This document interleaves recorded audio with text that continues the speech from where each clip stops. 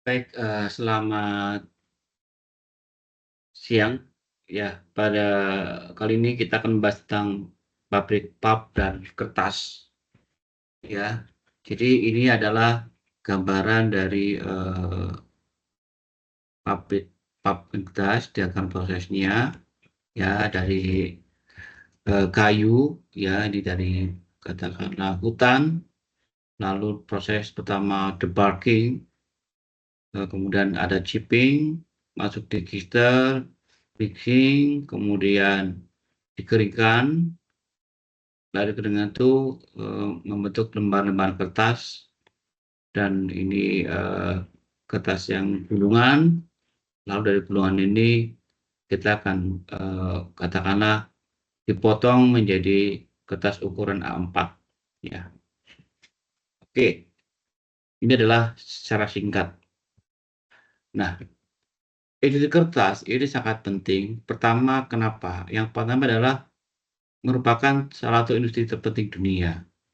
Kemudian pabrik pulp dan kertas ini sangat kompleks dan mengintegrasikan banyak area proses, dari mulai persiapan kayu, pembuatan pulp, pemulihan kimia, pemutihan, dan pembuatan kertas untuk mengubah kayu menjadi produk akhir.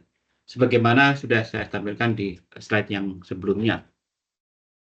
Kemudian pulp itu sendiri dalam membuat kartu dapat diproduksi dari serat murni dengan cara kimia atau mekanis, atau dapat diproduksi dengan pengelupasan kertas untuk berulang. Jadi kita bisa menggunakan dari kayu murni atau dari kertas daur ulang. Kemudian produksi kertas itu pada dasarnya menjadilah dua langkah proses. Yang pertama adalah pembuatan bahan baku berserat diubah menjadi pulp. Yang kedua adalah pembuatan pulp dirubah menjadi kertas. Jadi dua tahapan proses, ya. Kemudian saat ini pulping dan pembuatan kertas digerakkan oleh peralatan teknis yang padat modal dan mesin kertas berteknologi tinggi dengan kecepatan tinggi yang menghasilkan peluang kertas dengan kecepatan yang dapat mencapai 2000 meter per menit. Dengan lembar kertas dapat melebihi 8 meter. Ya, jadi sudah sangat canggih. Anda bayangkan 2 kilometer per menit, ya, dan lebarnya bisa sampai 8 meter. Selanjutnya, kita akan sedikit tentang definisi dan sejarah kertas seperti apa. Jadi kertas pada dasarnya adalah lembaran serat selulosa, ya, yang di situ kita tambahkan 17 konstituen, ya, bila perlu untuk mempengaruhi kualitas lembaran kan sesuainya untuk penggunaan akhir yang dimaksudkan. Jadi awalnya lembaran serat selulosa lalu kita tambahkan beberapa konstituen. Kemudian ada dua istilah kertas dan papan, ya. Jadi ini umumnya mengacu pada berat lembaran produk gram dengan kertas berkisar antara 160 hingga 220 gram per meter persegi, sedangkan yang lebih berat dianggap sebagai papan. Jadi kalau kita lihat beli kertas itu ada beratnya, berapa gram per luasannya. Jadi kalau lebih dari 220 gram maka sudah dikatakan sebagai karton board atau papan kertas. Ya. Tata bahasa di atas kertas disebut papan, namun sedikit berbeda antar negara. Nah, sejarahnya bagaimana? Jadi sejarahnya itu kertas pertama kali dibuat pada tahun 105 AD, ya, ya. AD itu after D-nya, ya.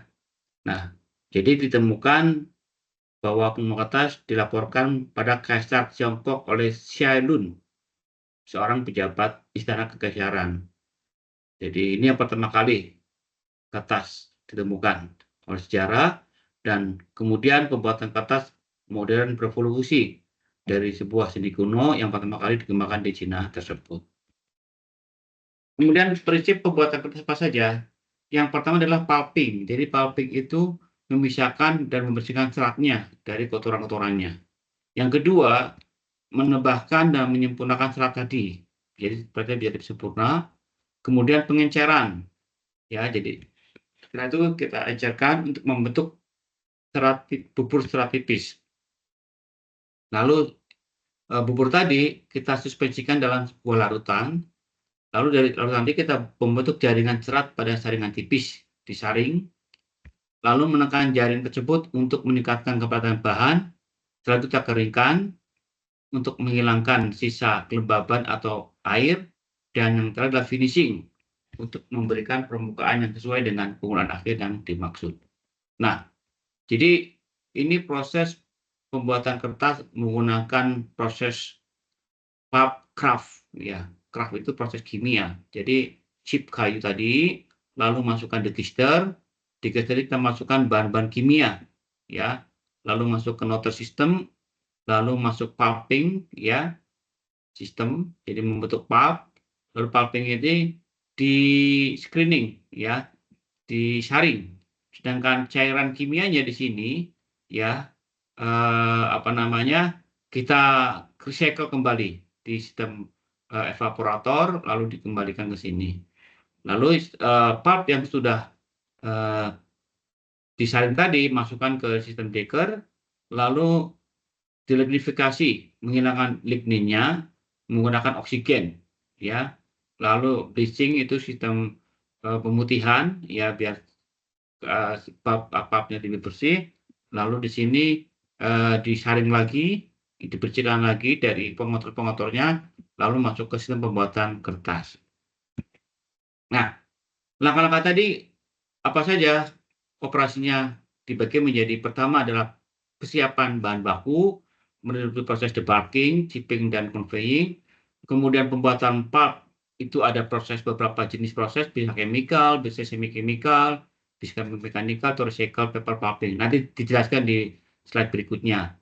Sedangkan recovery chemical adalah untuk merecovery, mendaur ulang bahan-bahan kimia dari proses evaporasi, recovery boiler, recoasting, dan calcinizing. Sedangkan bleaching tadi adalah pemutihan dengan cara mekanik ataupun secara kimia, ya, tergantung sistemnya yang di pulping tadi, ya. Dan yang terakhir adalah preparasi stok dan pembuatan kertas. Jadi pulp tadi lalu disimpan, ya, melalui proses stok, lalu di watering, dihilangkan airnya, ditekan dan dikeringkan, lalu finishing, sehingga dihasilkan pulp tahap akhir. Kita mulai dari pertama adalah persiapan bahan baku. Jadi kayu adalah bahan baku utama yang digunakan untuk pembuatan pulp, meskipun bahan baku lainnya dapat digunakan. Prosesnya meliputi debulking, ya, chipping, penyaringan, dan terusnya. Kemudian kayu tadi memasuki pabrik pulp dan kertas sebagai log atau chip, dan diproses di area pencampur kayu disebut dengan wood yard. Jadi kayunya tadi setelah kita terima, ya, dibentuk log chip atau chip, ya. Kemudian dua produk utama dari debulking proses adalah chip dan kulit kayu. Nah, kulit kayu itu sebagai produk sampingan. Setelah itu chipping log terjadi untuk mengurangi ukuran log dan menghasilkan chip yang lebih kecil lagi. Lalu setelah itu penyaringan keripik, yaitu untuk misalkan keripik ukuran panjang atau chip ukuran panjang yang tidak berlepas dengan benar. Jadi proses penyaringan juga untuk menghilangkan debu gergaji. Jadi untuk menghilangkan debu gergaji juga. Nah, ini contoh gambar lain, ya. Jadi misalkan kita bisa jelas dari pepohonan, dari hutan yang berkelanjutan, stable, lalu ditransport, masuk proses debulking and chipping, lalu ada beberapa proses, ya, ada mechanical atau chemical, pulping, kalau chemical ada chemical recovery-nya, langsung kalau mechanical pulp seperti ini, ada water treatment-nya, publishing, lalu paper making. Nah, dari pulp ini sebenarnya kita juga bisa menyiapkan pulp, ya, stoknya. Jadi ada pulp dari kayu atau dari kertas bekas atau dari misalkan jerami, ya, straw, atau dari sugar cane, ya. Ini misalkan dari pabrik tebu, ya, bergula, conveyor lalu di pulping, ya, ya. Ini berikutnya. Nah, setelah masuk penyiapan tadi, kita masuk ke tahap berikutnya, pembuatan pulp. Nah, pembuatan pulp ini ada banyak proses, ya. Jadi ada chemical proses. Nah, chemical pulp itu dengan ada beberapa proses, ada sulfit, ada craft, ada dissolving. Nah, kalau sulfit itu bahan bakunya bisa kayu halus atau kayu keras, ya. Produk akhirnya apa? Kertas kualitas tinggi dan kertas untuk printing. Nah, jadi tergantung penggunaannya ya. Kalau untuk dissolving pulp itu misalkan untuk rayon viskos atau cellophane, asli fiber dan film. Jadi tergantung kita produk akhirnya mau seperti apa yang kita inginkan. Sehingga ini mempengaruhi jenis pembuatan pulpnya apakah sulfit, craft atau dissolving. Walaupun sama-sama chemical. Yang kedua adalah semi chemical. Nah, ada proses menggunakan cold caustic atau neutral sulfit. Nah, ini yang membedakan adalah bahan bakunya. Kalau cold caustic bisa softwood and hardwood, kalau neutral sulfit harus hardwood. Nah, produknya sama. Misalkan untuk kertas koran, ya, itu kan kertas percetakan yang groundwood itu. Ya. Kemudian yang berikutnya adalah mechanical pulp. Ya, ini ada stone groundwood, ada refinery mechanical, thermomechanical, dan chemi-mechanical. Nah, ini bahan bakunya apa, produk akhirnya apa. Nah, yang pertama kita akan bahas tentang pembuatan pulp secara kimia. Ya. Pembuatan secara kimia, baik craft, soda, dan sulfit melibatkan memasak bahan mentah, misalnya sirpen kayu, menggunakan larutan kimia, berair, dan suhu dan tekanan tinggi. Jadi untuk mengekstrak serat pulpnya. Jadi sebenarnya ekstraksi di digester itu kita menggunakan larutan kimia pada suhu dan tekanan tinggi. Ya. Ada dua, ya, proses craft. Craft itu paling banyak karena keuntungan dalam pemularan kimia dan pembuatan pulpnya. Jadi pemularan kimia ini bisa kita lakukan dan kimia bisa didaur ulang, pulpnya lebih kuat. Menggunakan bahan kimia natrium hidroksida dan natrium sulfit untuk mencerna kayu itu. Kemudian cairan ininya akan dicampur dengan sirpan kayu dalam wadah reaksi atau digester. Ya. Yang kedua proses sulfit. Nah, proses sulfit itu bedanya adalah kita menggunakan bahan kimia beda, yakni asam sulfat dan ion bisulfit. Kemudian tujuan pembuatan pulp sulfit adalah menggunakan asam untuk mendegradasi katandekinin antar serat kayu. Ya. Nah, ini contoh proses menggunakan pulping secara kimia, ya, pembuatan secara kimia. Berikutnya adalah juga proses tadi ya, proses lain ya, gambar lain bagaimana proses secara kimia ini.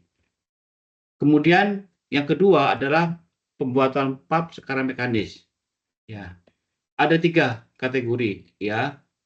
Secara mekanis itu pulp kayu tanah, pemurnian pulp, dan pulp kimia mekanis. Ya. Nah, proses pulping mekanis pemurnian adalah yang paling penting adalah pulping termomekanis atau TMP.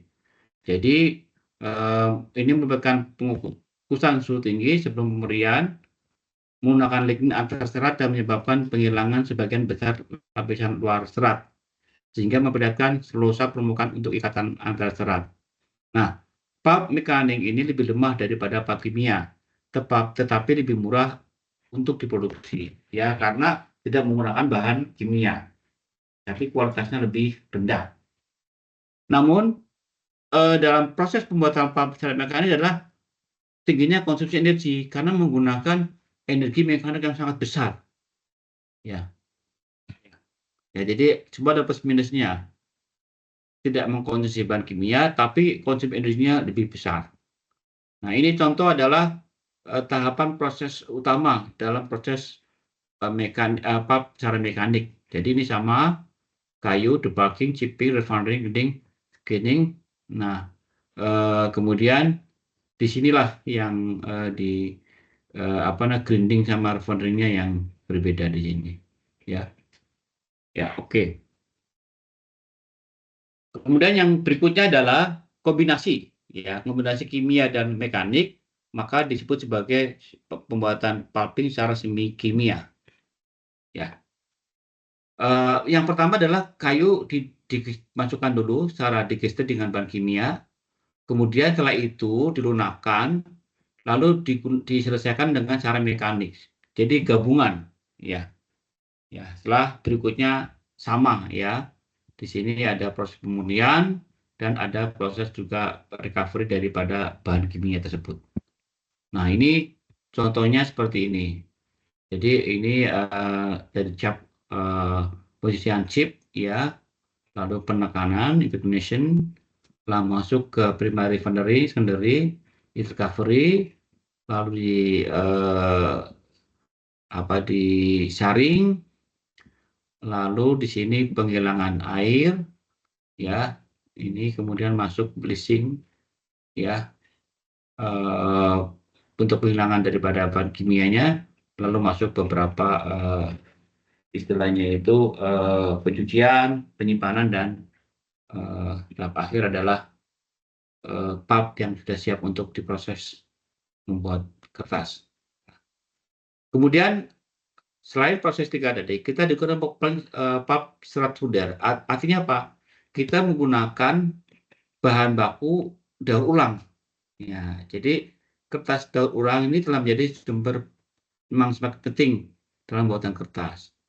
Nah, jadi saat ini hampir 50%. Nah, jadi kita lihat di beberapa pabrik kertas di Indonesia pun, misalkan PT Pura Barutama yang di Kudus juga itu sebagian juga menggunakan bahan bakunya kertas bekas. Jadi dalam proses daur ulang ini, kertas atau kertas karton daur ulang dibasahi kembali di mesin menjadi pulp dengan cara mekanis, kemudian tinta, perekat, dan kontamin lainnya dihilangkan ya dengan penghilangan tinta kimia dan pemisahan secara mekanis.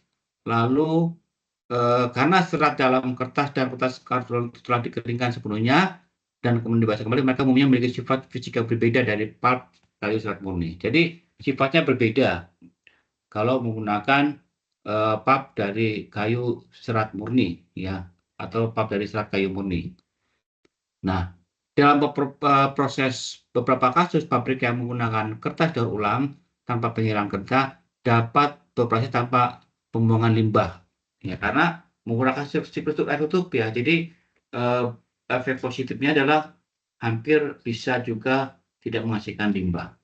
Karena prosesnya daur ulang, ada sistem pengolahan biologis, anaerobik dan aerobik kecil untuk menghilangkan beberapa bahan organik larut dari air daur ulang tersebut. Nah, ini contoh misalkan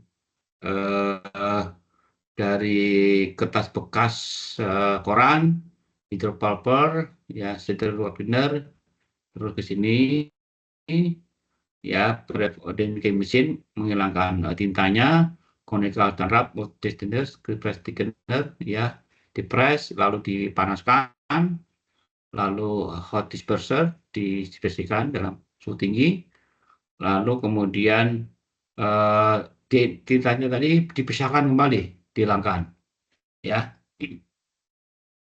Lalu di thickener itu istilahnya peningkatan konsentrasi selat ya secara gravitasi, lalu di tekanan secara krus dan dikeringkan menjadi limbah.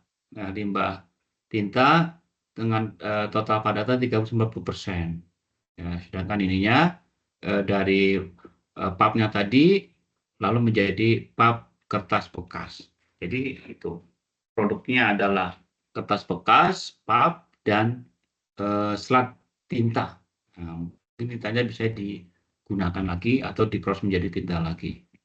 Nah, kemudian selain menggunakan bahan baku daur ulang, sekarang juga dikembangkan pembuatan pulp dari bahan baku yang non kayu.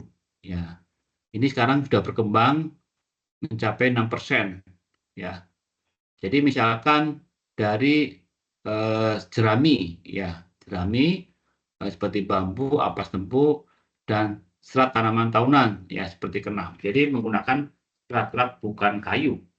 Kemudian, namun secara umum serat tumbuhan non kayu ini lebih mahal untuk dikumpulkan proses karena densitas mereka rendah, ya, sehingga membutuhkan bahan yang lebih banyak. Nah, karena seperti itu. tapi jumlah besar pulp kayu diproduksi di wilayah Asia dan Afrika.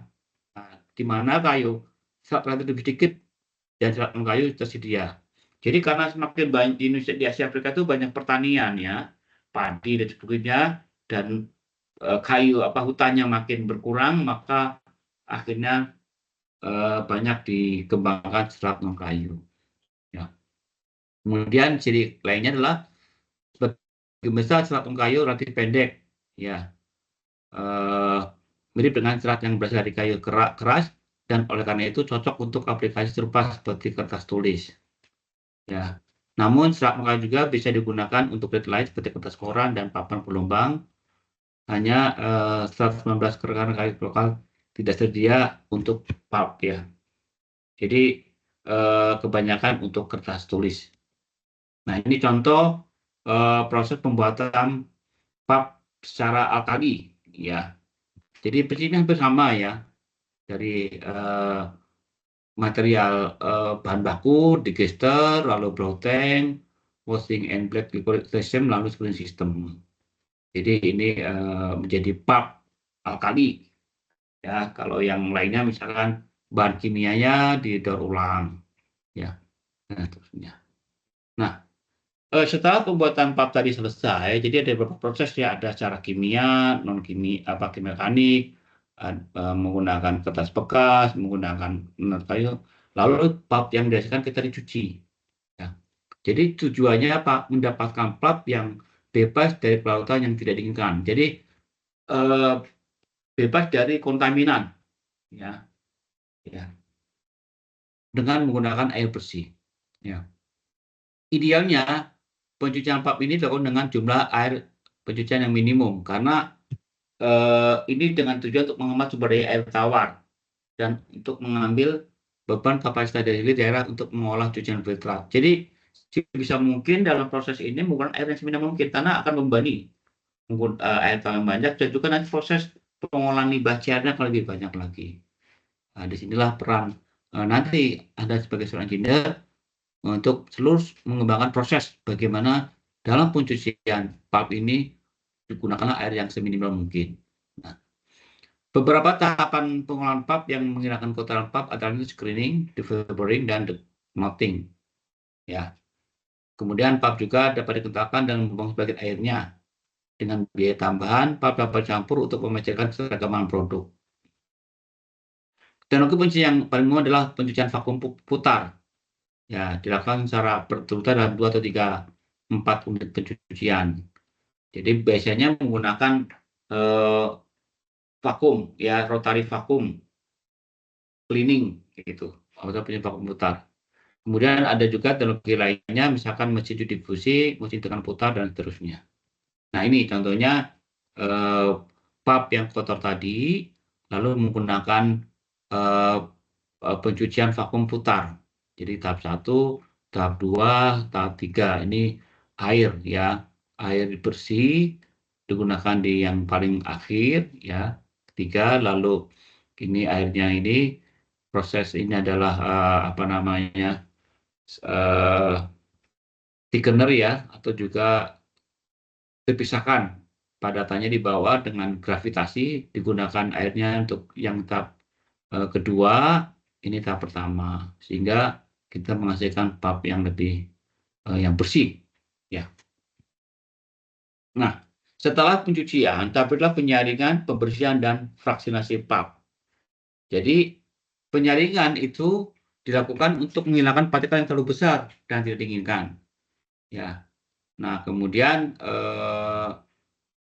dari pembuatan sel kertas yang dianggap, sehingga pulp yang disaring lebih sesuai untuk produk kertas atau papan yang akan digunakan. Partikel kebesaran terbesar dalam pulp adalah knot, ya.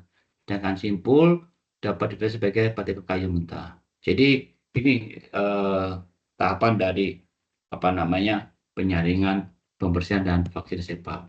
Nah, contohnya tadi, jadi misalkan ini prosesnya dari proses pulp tadi, tang, ya, kita pompa di wash filter, dicuci lagi pulp tang, lalu disaring, dipres, menjadi filtrate tank ini. Jadi produk aslinya adalah di sini. Jadi memang ini apa namanya prosesnya agak rumit karena banyak sekali air-air yang di-recycle dari daur ulang. Nah, setelah itu lalu pulp tadi kita perlu putihkan. Ya. Tujuannya apa? Untuk meningkatkan kecerahan pulp ya agar dapat digunakan dalam produk kertas seperti grade printing dan kertas tisu. Nah, kertas tisu kan udah tahu sangat putih ya. Nah, kemudian itu dilakukan secara proses kimiawi ya. Jadi mengubah pulp untuk meningkatkan kecerahannya. Nah, pulp yang telah dibutuhkan menghasilkan kertas yang lebih putih, lebih cerah, lebih lembut, dan lebih menyerap. Jadi akhirnya kertasnya, pulpnya itu menjadi lebih menyerap. Ya.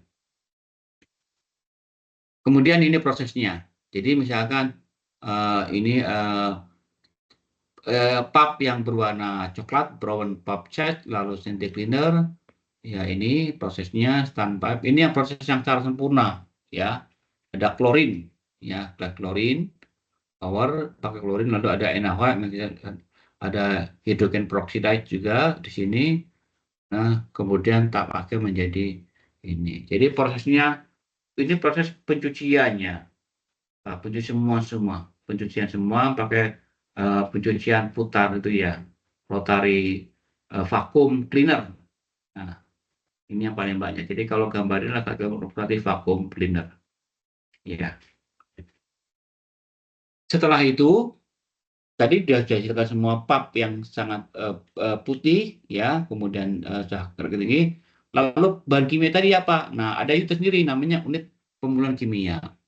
Jadi untuk alasan ekonomi dan lingkungan, pabrik pulp kimia dan semi kimia menggunakan proses pemulihan kimia untuk mendapat kembali bahan kimia bekas memasak dari proses pembuatan pulp. Jadi kan tadi kita dari awal ya sampai akhir tadi itu kan banyak bahan kimia. Nah, bahan kimia ini jangan langsung dibuang. Selain mengotori lingkungan, ternyata bahan kimia itu bisa kita daur ulang. Ini ada 3 proses utama adalah proses kontraksi back liqueur, ya. Yang kedua adalah tungku pemulihan, ya. Dari kontraksi back liqueur kita akan menghasilkan lidi hitam yang kuat. Jadi prosesnya menggunakan serangkaian evaporator. Jadi di evaporator berkali-kali ya, multi efek. Lalu dari bentuk kita tungku pemulihan di mana senyawa organik dibakar dan natrium sulfida direduksi dan menjadi natrium sulfida. Terakhirlah co-stacing dan N-calcining ya. Ini cairan hijau dituang dipindahkan ke area kaustik di mana natrium karbonat dibawa jadi natrium hidroksida dengan penambahan kapur. Jadi di natrium karbonat tadi dirubah kembali menjadi NaOH. Lalu NaOH tadi bisa kita gunakan lagi untuk proses apa namanya digester tadi. Nah ini contohnya unit pemulihan kimia. Jadi dari black liqueur ya yang mengandung 15-19 padatan kita masuk ke multi effect evaporator. Jadi ini ada beberapa evaporator, cuman ini jadikan satu gambarnya, lalu menjadi cairan yang mengandung padatan 45%, lalu di dish evaporator menjadi lebih kental lagi, mixed tank, ya, lalu ini di furnace ya boiler ini dibakar, lalu tadi ya chopping tank, liqueur, clarifier, washing tank. Nah ini menjadi padatan limbah yang mengandung karbon yang tidak bisa terbakar. Lalu dengan ini padatan karbonat yang tadi kita rubah lagi menjadi NaOH. Ya. Nah, setelah itu ya, jadi pulp kita menghasilkan pulp tadi, lalu kita bikin stok. Ya, jadi pulp tadi kita bikin stok ini lalu kita akan proses menjadi pembuatan kertas. Jadi persiapan stok melibatkan serangkaian operasi di mana setiap pulp disesuaikan agar sesuai dengan produk yang dihasilkan. Jadi kita menyiapkan pulp yang sudah sesuai sifatnya. Kita mau jadi produk keras apa. Nah, kemudian dalam ini kita perlu menyeimbangkan efisiensi dan keandalan proses. Ya, kita ingin membuat kertas dengan kualitas produk akhir namun kita juga perlu optimasi persiapan stoknya. Tujuan dari persiapan stok adalah untuk memodifikasi bahan baku. Jadi bahan stok tadi kan ada bermacam-macam nanti jenisnya, lalu kita bisa modifikasi tergantung produk kertas apa yang kita inginkan. Lalu persiapan stok ini dari beberapa langkah proses, ya. Dan ini sistem ini sangat berbeda tergantung pada stok mentah yang digunakan dan kualitas peralatan yang dibutuhkan. Jadi tergantung bahan bakunya apa tadi ya, lalu peralatan yang digunakan juga bagaimana kualitasnya. Jadi beberapa langkah ini kita lihat, ya ini cukup banyak ya. Jadi ada proses classing and deflagging. Tujuannya apa? Ya, untuk memecah material mentah fiber menjadi suspensi atau fiber individu, ya, dan seterusnya. Mungkin nanti bisa dibaca saja ya. Jadi unit-unit ini tergantung ya. Ada yang mungkin misalkan katakanlah tidak perlu refining, ya, atau tidak perlu sensitif, tergantung jenis pulpnya tadi dan tujuan produk akhirnya apa. Ya nanti dibaca saja ya satu persatu. Nah, setelah pulp tadi sudah siap semua, lalu langkah pabrik berikutnya pembuatan kertas. Makanya di awal kita sampaikan bahwa dalam pembuatan pulp itu dua langkah proses utama, pembuatan pulp dan pembuatan kertas. Nah, setelah itu gambar apa namanya bubur yang sudah siap ini akan masuk ke ke mesin kertas. Nah, diagram ini kita lihat di gambar 2.2. Nah, kemudian sebelum kita lihat gambar, ya, proses buat kertas itu ada dua sebenarnya. Pertama, operasi ujung basah. Jadi, dalam operasi ujung basah ini, pulp yang telah dibersihkan dan diputihkan dibentuk menjadi lembaran kertas basah. Sedangkan operasi ujung kering, lembaran basah tersebut dikeringkan dan beberapa kemungkinan dibagikan pada kertas. Ya. Kemudian yang terkenal biasanya menggunakan namanya mesin for drainer. Ya, ini masih banyak digunakan. Ya, kita lihat. Ya, jadi seperti ini. Jadi ada pulp yang belum diputihkan sama pulp yang diputihkan. Ya, jadi kita bisa menggunakan dua pulp ini tergantung jenis produk apa kertasnya tadi. Lalu ini masuk ke mesin kertas. Mesin kertas ini menjadi kertas. Nah, kemudian limbahnya tadi bisa didaur ulang. Ya, kadang-kadang ada apa namanya? Ada pulp yang ini apa sebagai produk samping ya dari mesin ini bisa kita hancurkan kembali lalu menjadi didaur ulang lagi. Nah, kita akan melihat mesin kertasnya secara lebih detail di slide berikutnya. Nah, jadi seperti ini. Jadi yang mesin kertas tadi pulp tadi yang sudah ini jadi lembar-lembar harus dibersihkan, dicis lalu di apa part ini ya kemudian dipres lalu disilinderkan ya dipres menjadi silinder pengeringan dikeringkan lalu setelah stick cutting dan beratnya berapa lalu di baling dibentuk bal-bal dipres lalu disimpan. Jadi sudah jadi kertas di sini sebenarnya di mesin chest ini ya. Jadi kertas lembar-lembar kertas lalu dikeringkan lalu dikeringkan lagi lalu dipotong-potong ya sesuai dengan ukuran ya lalu bahannya lalu dibentuk bal ya. Nah, lebih detail lagi jadi ini pulp tadi ya di roller dibuat lembar-lembaran masuk ke lebih lanjut lalu dari mulai ada ini mulai wet end ya jadi terakhir kali pulp yang dalam kondisi basah lalu section press dalam kondisi basah dipres lalu dikeringkan lalu dibentuk section kalender tadi ya ya ini gambar lebih jelasnya lagi ya di industri bagaimana mesin Foldner tadi ya. Jadi Foldner itu mesin yang selalu terus menambahkan modifikasi terus. Ya, itu saja kuliah kita kali ini. Harapan saya penjelasan ini masih banyak yang Anda belum paham Dan tadi yang berupa money Anda bisa melihat lebih lanjut di apa namanya, di buku eh, buku pegangan ya kuliah kita ini. Ya, demikian dari saya. Terima kasih. Selamat siang.